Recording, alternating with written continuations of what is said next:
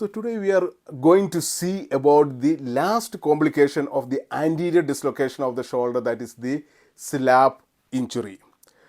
What is a slap injury? Slap injury is actually an injury happening to the glenoid labrum, which is happening to the superior as well as the anterior and posterior aspect of the labrum. Okay. And in my previous video about the Vanguard's lesion, I told about a diagram of a clock where the Vanguard's lesion, I told it as a 3 o'clock to 6 o'clock lesion.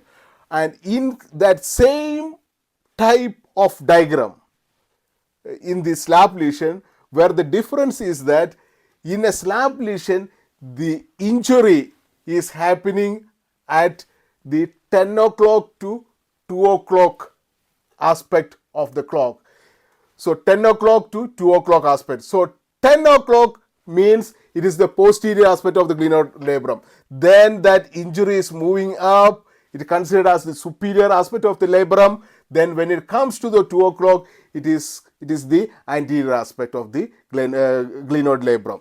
So slap lesion, the injury can be memorized as the 10 o'clock to 2 o'clock lesion in the clock. That is the posterior, superior as well as the anterior aspect of the glenoid labrum is getting injured. So what are the causes for the slap lesion? Again, the main cause of this is the anterior dislocation of the shoulder, which is caused by the repeated abduction as well as the external rotation activities, which is mainly seen in the overhead activities. The games where we are doing repeated overhead activity, especially the baseball games where the pitchers always use this position, abduction and external rotation. These repeated activities can cause injury to the glenoid labrum. So what happens when there is a slap lesion occurs? When there is a slap lesion associated with the anterior dislocation of the shoulder, suspect of the injury to the long head of the biceps.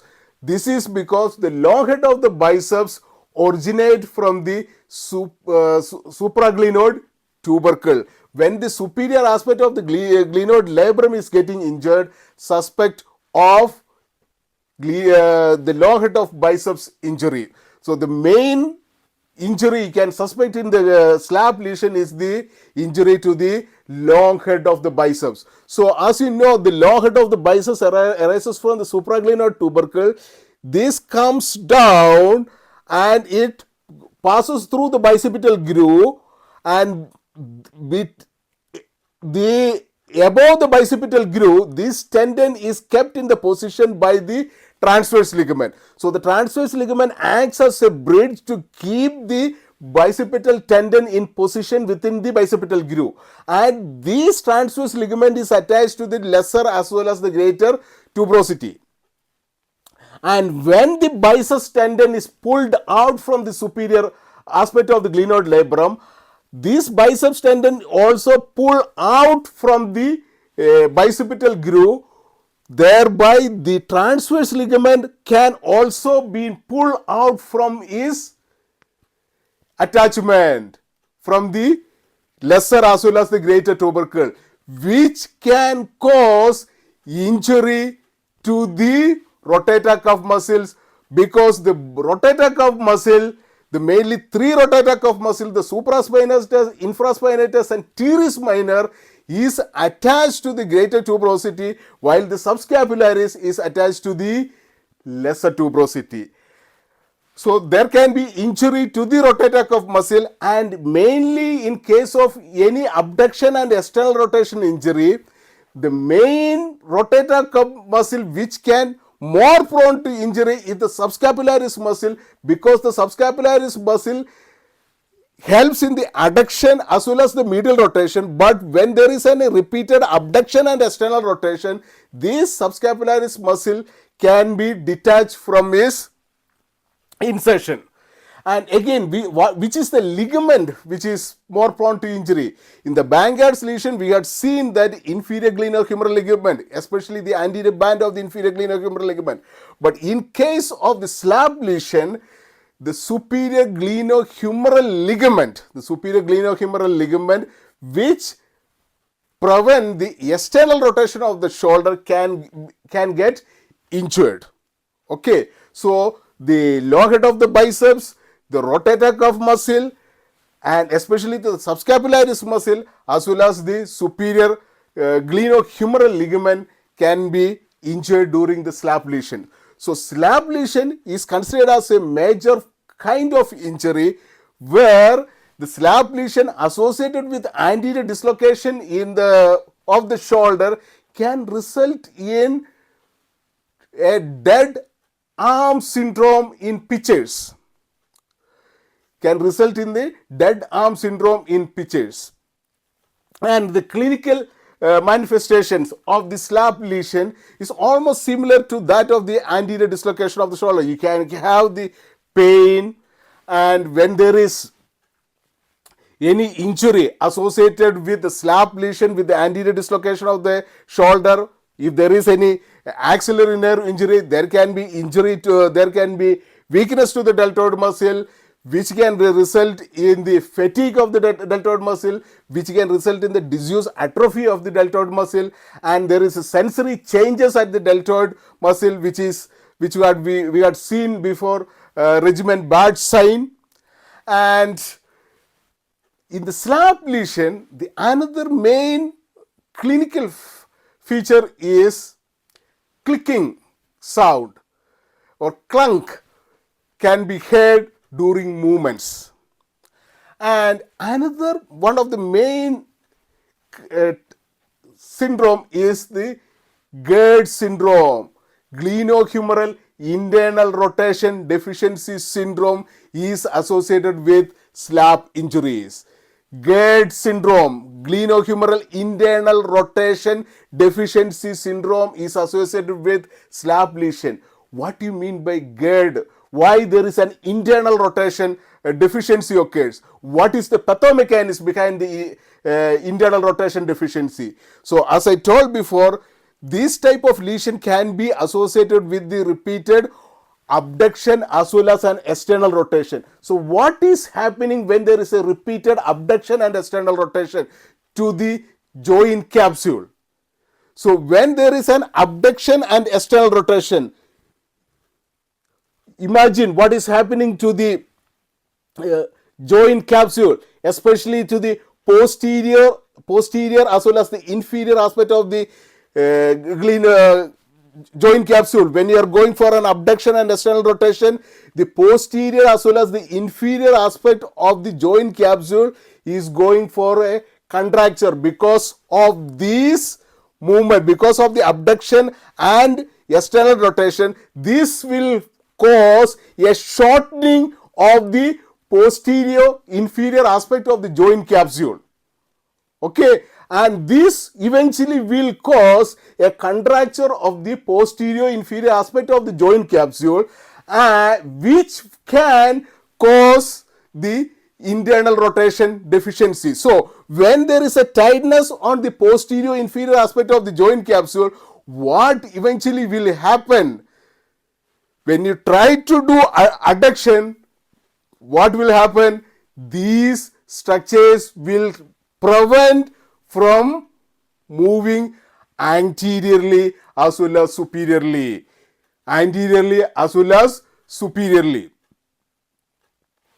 And that is the cause for the GERD deficiency. So GERD deficiency is the glenohumeral internal rotation deficiency syndrome. This can be caused due to repeated abduction and external rotation or the overhead activities, cause tightness of the posterior inferior aspect of the joint capsule, which can result in the contracture of the posterior inferior aspect of the joint capsule, which will result in the humeral internal rotation deficiency syndrome. And now let us see what are the tests for slab lesion. The first test is the crank test. What is a crank test? This is called as a compression rotation test. This can be done in the sitting position or in the lying position. So if you are in the sitting position, the therapist should stand on the side of the affected side, the patient's affected side, then abduct the patient's shoulder to 90 degrees, abduct the patient's shoulder to 90 degrees and flex the elbow to 90 degrees. Abduct the patient's shoulder to 90 degrees as well as flex the elbow to 90 degrees. Then at the elbow joint, give an axial compression. Give an axial compression at the elbow. Give an axial compression at the elbow joint and do external rotation as well as internal rotation. This can produce a clanging sound or clicking sound as well as induces pain to the patient. That is called the crank test. So crank test is also called the compression as well as rotation test. We are giving an axial compression, at the same time we are rotating the shoulder joint, which can produce a pain as well as the clicking sound. The next test is called the clunk test. So clunk test is almost similar to the crank test. Only exception is that we are not giving a compression force. We are not giving an axial compression. Here, ask the patient to lie in the supine position. The therapist stand on the affected side behind the just side of the patient on the affected side and abduct the patient's shoulder to 90 degrees. Okay, abduct the patient's shoulder to 90 degrees. Therapist, one hand is placed on the posterior aspect of the shoulder joint, on the posterior aspect of the shoulder joint, and the other hand the therapist will hold just above the elbow joint and with one hand give an upward pull on the shoulder from the posterior aspect, an upward pull on the shoulder joint, and with the other hand give the rotation of the shoulder joint. Here again the patient will get pain as well as the clicking sound. Here the only difference between the crank test and the clunk test is that in the crank test we are giving a axial compression and rotation. In the clunk test we are not giving a axial compression. Okay, next test is the active compression test or the O'Brien test. So here ask the patient to be in the standing position, ask the patient to do the movement actively, ask the patient to flex the shoulder to 90 degrees, okay, then go for 10 to 20 degrees of horizontal adduction, 10 to 20 degrees of horizontal adduction, then ask the patient to go internally rotate so that his thumb is facing downwards and therapist should resist the flexion. Okay, if the pain is produced or any clicking sound is produced, test is positive. And the second part of the test is that in this position, ask the patient to externally rotate the shoulder so that the thumb is not facing downwards, or keep the thumb in the externally rotator or in the neutral position and give resistance to shoulder flexion. The pain is not present. That means the test is negative. So the test is positive if the patient is keeping the thumb in the downward position and when the pain elicits, and when the thumb is in the upward position, the pain is not present, the test is negative. And again, differentiate the type of injury. If the patient feels pain on superficial as well as anteriorly, when you are doing this test, when the patient complains of pain anteriorly as well as superficially, that is a injury to the acromioclavicular joint. But if the patient complains of pain on the posterior as well as deep, the patient is saying, oh, I'm getting pain on the back, posterior aspect and inside the shoulder joint, inside of the shoulder joint, then you have to suspect of the slap injury. So anterior as well as superficial pain is a cause for acromioclavicular joint injury, and posterior as well as deep pain is a cause for slap injury.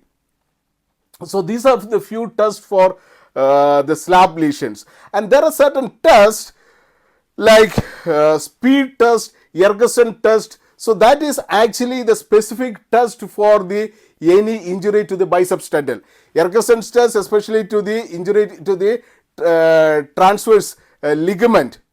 And these tests we are going to see once I am going to see about the muscular pathologies in the shoulder joint. So those tests are not a specific test. Ergson test or the speed test are not a specific test for slap lesion.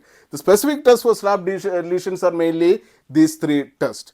And finally we'll come, how will you reduce the shoulder if the patient is having the anterior dislocation? How will you reduce the shoulder? As a therapist, how you can reduce? So we can use the acronym or the mnemonic TEAM for anterior reduction of the reduction for the anterior dislocation of the shoulder using the mnemonic TEAM. What is TEAM?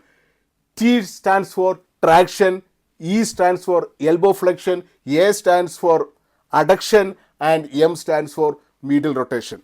So these are the sequence of movements we need to do in case we want to reduce the shoulder of a patient with anterior dislocation. For that, we are asking the patient to be in a lying position. Therapist should stand on the affected side. Okay, so as I told before, in case of anterior dislocation, the shoulder will be in the slightly abducted and external rotated position. So when they are asking the patient to lie down, so the patient's shoulder will be slightly abducted and external rotated position. So what the therapist is to do is that the therapist can use a belt. So keep a belt at the therapist hip area, and the one end of the belt should be put on the patient's elbow, kept on the patient's elbow. So the patient's elbow should be 90-degree flexed, slightly abducted as well as external rotated. The belt is kept at the elbow of the patient affected side. Then what the therapist do is that the therapist can apply a backward pressure, backward traction using his belt on the patient. Therapist should push back so that a traction force is produced on the shoulder joint. So when the therapist is providing a backward push or providing a traction at the shoulder joint, the same time the therapist should adduct as well as the internally rotate the shoulder.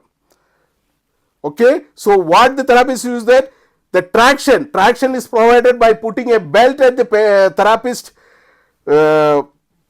pelvis at the hip area, and the other end is on the elbow of the patient with the elbow 90-degree flex, and therapist should provide a traction. While providing the traction, at the same time the therapist should produce an adduction as well as a medial adduction as well as a medial rotation. Okay, this can cause reduction for anterior dislocation of the shoulder. So with this we came to an end of the anterior dislocation of the shoulder. The next video will be the posterior dislocation as well as the inferior dislocation of the shoulder joint. Okay, thank you.